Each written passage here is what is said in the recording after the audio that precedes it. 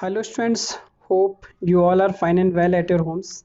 This is Sunil here, your history teacher, and today I am going to start your chapter number 4, what books and burials tells us. Okay? तो आज हम इस chapter में पढ़ेंगे कि आखिर जो बुक्स हैं, जो हमारी जो अर्ली पीरियड की जो बुक्स हैं, जो पहले बुक्स वगैरह जो हमारे पास रिटन रिकॉर्ड्स हैं उनसे, और जो बरियल्स होते हैं, जो जो शव दफनाए जाते हैं उनको बोलते हैं, या फिर समाधि स्थल बोल लीजिए, जो हमें मिले हुए हैं अर्ली टाइम्स के, उन सब चीज़ों से हमें क्या जानने, समझने और सीखने को मिलता है, वही सारी चीज़ें आज यहाँ पर हम देखेंगे। और कौन कौन सी बुक्स हैं, तो चलिए देखिए। Till now you have studied how the early man who was a wanderer started the settled life and the earliest cities formed. अभी तक हमने ये जाना, समझा और पढ़ा कि आखिर वो जो हमारे जो अर्ली मैन थे वो किस तरह से एक वॉन्डरर से, यानी कि पहले वो घूमने वाले लोग थे, किस तरह से वो लोग एक वॉन्डरर से एक सेटल्ड लाइफ वाले पर्सन बने, और किस तरह से उन्होंने शहरों का निर्माण किया। ये सब चीज़ें हमने अभी लास्ट चैप्टर में देखी थी, पढ़ी थी, समझी थी और जानी थी। अब हम उससे आगे देखते हैं। Shortage of food and fodder and other resources force the early man to migrate from one region to other. लेकिन जैसे जैसे उन अर्ली मैन को खाने की और चारा की, फॉडर होता है चारा जो पशुओं को दिया जाता है, जैसे जैसे उन्हें फूड और फॉडर की कमी हुई और रिसोर्सेज की कमी हुई, तो वो लोग मजबूर हुए एक स्थान से दूसरे स्थान पर माइग्रेट करने के लिए, जाने के लिए। The most important example of this migration is the Aryans. अगर हम इसकी सबसे ज़्यादा बात करें तो जो सबसे ज़्यादा जो इसका जो बड़ा एग्जाम्पल मिलता है वो है आर्यंस। तो आर्यंस लोग जो थे उन्होंने सबसे पहले माइग्रेशन किया था, यानी कि सबसे पहले वो लोग माइग्रेट हुए थे। उन्हीं के बारे में हम यहाँ पर अभी थोड़ी देर में पढ़ेंगे। देखिए कह रहे हैं, but the question arise that how we came to know about their migration and social setup. लेकिन यहाँ पर एक क्वेश्चन ये खड़ा होता है और उत्पन्न होता है, राइज अप होता है कि आखिर हमें कैसे पता चला, किसके बारे में, उनके माइग्रेशन के बारे में और उनके सोशल सेटअप के बारे में, कि वो लोग, उन्होंने माइग्रेशन किया था और वो लोग, उनका सामाजिक रहन सहन क्या था, इन सब चीज़ों के बारे में आखिर हमें पता कैसे चला। तो ये कह रहे हैं, there are many sources available of Vedic civilisation but the most important are the Vedas. ये कह रहे हैं कि वैसे तो बहुत सारी सोर्सेज अवेलेबल हैं वैदिक सिविलाइजेशन के, यानी वैदिक सिविलाइजेशन में बहुत सारे सोर्सेज अवेलेबल हैं, लेकिन जो सबसे ज़्यादा मोस्ट इंपॉर्टेंट है वो है वेदास, जिससे हमें इन सब चीज़ों के बारे में ज़्यादा नॉलेज मिलती है।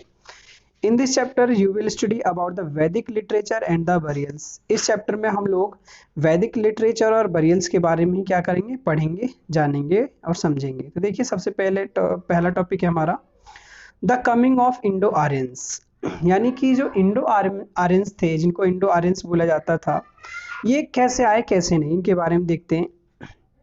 ये कह रहे हैं, the Aryans originally lived in central Asia and the region around the Caspian sea. ये कह रहे हैं जो आर्यंस थे वो ओरिजिनली, अगर हम बात करें तो वो सेंट्रल एशिया यानी मध्य एशिया में रहा करते थे, या फिर कैप्सियन सी जो समुद्र है, कैप्सियन सी समुद्र, उसके आसपास के इलाकों में रहा करते थे। Forced by shortage of food and fodder, they left their original home। और भोजन और चारे की कमी होने की वजह से उन्होंने अपना खुद का जो ओरिजिनल होम था उनका, उसको उन्होंने लीव कर दिया, उसको छोड़ दिया।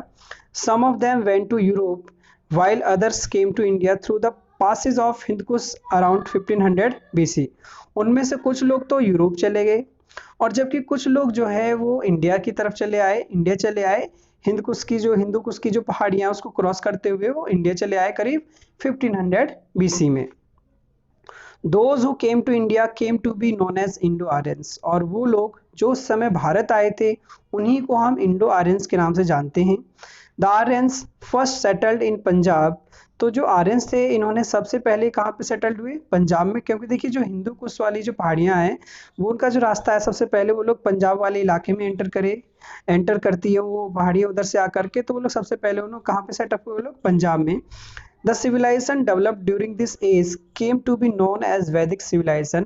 और जिस सिविलाइजेशन का इस समय पे जन्म हुआ था उस सिविलाइजेशन को हम वैदिक सिविलाइजेशन के नाम से जानते हैं। तो कह रहे हैं, देखिए कह रहे हैं, before we proceed to discuss the Vedic civilisation it will be useful for us to have some idea about its sources the Vedic literature. ये कह रहे हैं आगे बढ़ने से पहले हमें थोड़ा सा ये जान लेना जरूरी है, यानी कि अब हम वैदिक लिटरेचर सिविलाइजेशन के बारे में पढ़ने जा रहे हैं, लेकिन इसमें आगे बढ़ने से पहले इसके बारे में, वैदिक लिटरेचर के बारे में थोड़ा सा जान लेना हमारे लिए क्या हुआ, यूजफुल रहेगा और कारगर रहेगा।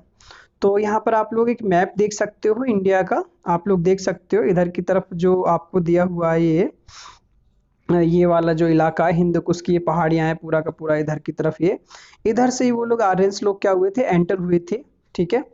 और यहीं से ही वो लोग इधर पर इधर वाले इलाके में एंटर हुए थे, तो वो लोग यहीं से ही पंजाब वाला जो इलाका है इधर यहाँ की साइड, वहाँ से ये लोग एंटर होकर के इंडिया में आए थे। ओके, आगे बढ़ते हैं। यहाँ पे कुछ फैक्ट फाइल दिए हुए हैं, देख लेते हैं फटाफट से। कह रहे हैं ये जो वर्ड आर्या है इसका संस्कृत में मीनिंग होता है नोबल। नोबल मीन्स एक बहुत यानी कि सज्जन पुरुष और बहुत अच्छे। Which shows the influence the Aryans had on India, जो कि आर्यंस का एक प्रभाव दिखाता है भारत में, और दिखता भी इनका प्रभाव। नोबल पर्सन काफ़ी है इंडिया में हमारे, और यानी कि सज्जन बहुत नोबल होता है, एक तरह से बहुत उच्च श्रेणी का व्यक्ति। The Aryans spoke an early form of Sanskrit which is basis to language spoken in northern India। ये कह रहे हैं कि जो आर्यंस लोग थे वो संस्कृत की भाषा की एक लैंग्वेज यानी संस्कृत बोला करते थे, जिसका कि प्रभाव जो है हमारे नॉर्दर्न इंडिया में देखने को मिलता था, यानी मिलता है। The Aryans were probably of different types and did not look alike as they had traveled long distances and mixed with other people before they came to India। और ये जो आर्यंस लोग थे ये जो है काफ़ी थोड़े अलग टाइप के थे, क्योंकि काफ़ी लंबी लंबी डिस्टेंसेस ट्रेवल किया करते थे और काफ़ी तरह तरह के लोगों से मिला करते थे। तो इंडिया आने से पहले ये लोग बहुत लोगों से मिलते, थोड़े से इसलिए थोड़े से डिफरेंट दिखाई देते थे। नेक्स्ट टॉपिक है हमारा वैदिक लिटरेचर। ठीक है, देखिए अगर वैदिक लिटरेचर की बात करें तो ये कह रहे हैं कि the most important sources of Vedic civilisation are the Vedas. जो मोस्ट इंपोर्टेंट सोर्सेज हैं वैदिक सिविलाइजेशन का वो क्या है, वेदास, यानी वेदों से हमें सबसे ज़्यादा जानकारी मिलती है इसके बारे में। वेदा मीन्स नॉलेज। अगर वेदा की बात करें तो वेद का मीनिंग होता है नॉलेज, ज्ञान। Vedas are neither any individual religious work nor a collection of definite number of books compiled at a particular time। ये कह रहे हैं कि जो वेदास हैं ना तो वो किसी इंडिविजुअल रिलीजियस वर्क पे काम करती हैं, ना ही किसी collection of definite number of books पे काम करती हैं जो कि किसी पर्टिकुलर समय की हों। The Vedic literature had grown in the course of many centuries and was handed down from generation to generation by word of mouth। और ये जो वैदिक लिटरेचर है ये बहुत शताब्दियों से धीरे धीरे करके अपने आप ही बढ़ता रहा, और ये धीरे धीरे लोगों से लोगों के बीच में फैलता रहा। यानी कि जो पहले का जो टाइम था उस समय पे हमारे पास कोई रिटन रिकॉर्ड हुआ नहीं करता था, रिटन का कोई फॉर्मेट था नहीं, कॉपी बुक वगैरह थी नहीं। तो वो लोग क्या करते थे, जो जनरेशन थी पीढ़ी दर पीढ़ी अपने अपने जो आने वाले बच्चे हुआ करते थे, जो उनकी पीढ़ियां होती थी, उनको वो लोग ये सारी कहानियां सुनाते थे, बताते थे, फिर वही अपने जो फिर वो अपनी पीढ़ी को सुनाते थे। इसी तरह से जनरेशन टू जनरेशन ये जो सारी चीजें हैं जो आज हम लोग पढ़ रहे हैं ये धीरे धीरे पास होती चली गई। और फिर जब रिटन हमारे सब लोग सब रिटन हो गया तो सब इन सभी चीजों को फिर एक रिटन रिकॉर्ड में रख दिया गया, लिख दिया गया। तो इसके बारे में कोई लिखित रिकॉर्ड नहीं है, बस ये मुंह से ही एक दूसरे से ही फैलती चली आई, पीढ़ी दर पीढ़ी एक दूसरे के पास आती रही। आगे देखते हैं, आगे कह रहे हैं ये, हाँ, it consist of 3 successive classes of literary creations, some of these still exist but many have been completely lost forever. ये कह रहे हैं कि ये 3 सक्सेसिव क्लासेस पे डिपेंड करती है, 3 लिटरेसी क्रिएशंस पे डिपेंड करती है। इनमें से कुछ जो है अभी भी एग्जिस्ट करती है, यानी कि अभी भी है, लेकिन इनमें से ज़्यादातर जो है अब क्या हो गई, वो खो गई है, हमेशा हमेशा के लिए लॉस्ट हो गई है।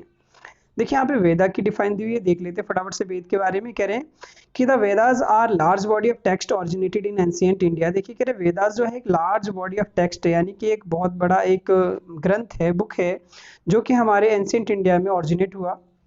The texts are composed in Vedic Sanskrit and form the oldest layer of Sanskrit literature and the oldest sacred text of Hinduism। ये कह रहे हैं कि इसके जो टेक्स्ट हैं उसके ज़्यादातर जो टेक्स्ट हैं वो संस्कृत भाषा में है, और जो कि हमारे संस्कृत लिटरेचर का ही एक ओल्डेस्ट लेयर है, पार्ट है, और ये हिंदुओं की काफ़ी एक पवित्र, बहुत ही पुरानी और पवित्र बुक मानी जाती है वेद। ठीक है, तो हम यहाँ पे सबसे पहले वेदों के बारे में ही पढ़ेंगे, वेदास के बारे में। देखिए फर्स्ट है Vedas.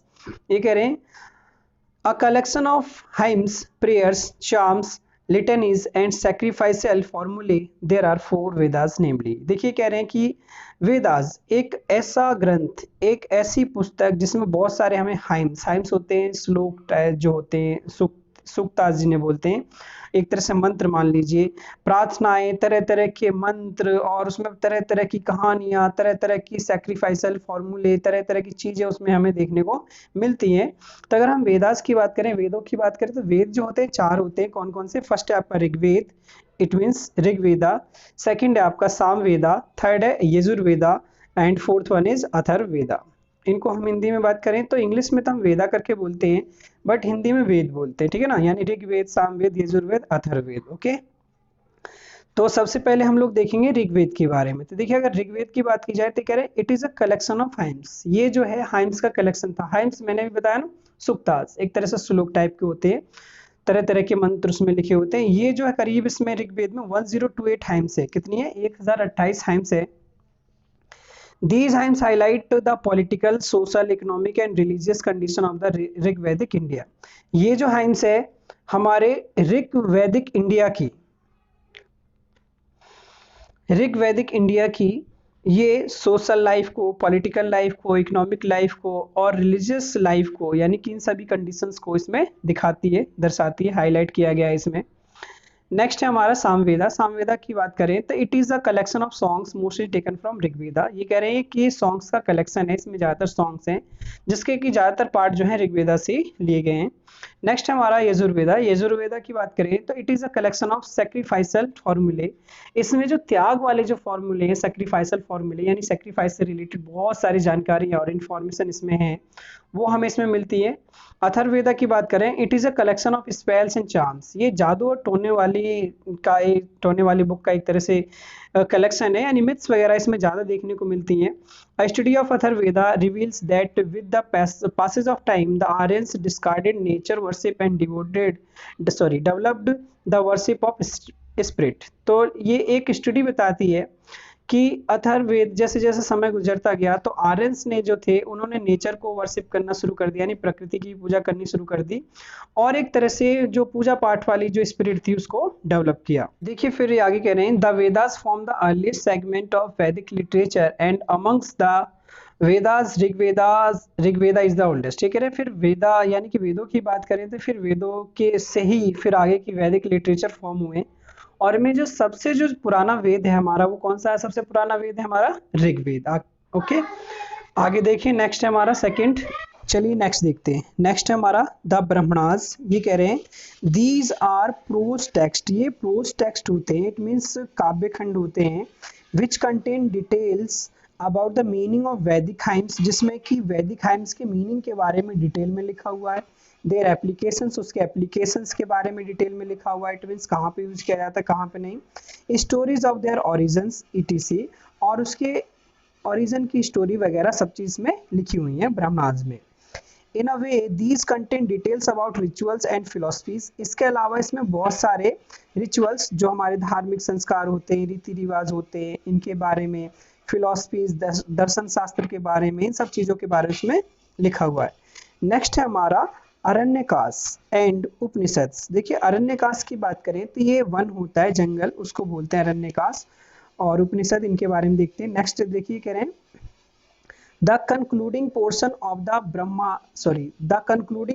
The Brahmanas are known as Aranyakas. ये कह रहे हैं जो कंक्लूडिंग पोर्शन है, इसमें जो ज्यादातर जो भाग है ब्राह्मण्स का, उसी को हम अरण्यकाश बोलते हैं। They deal with philosophy and mysticism.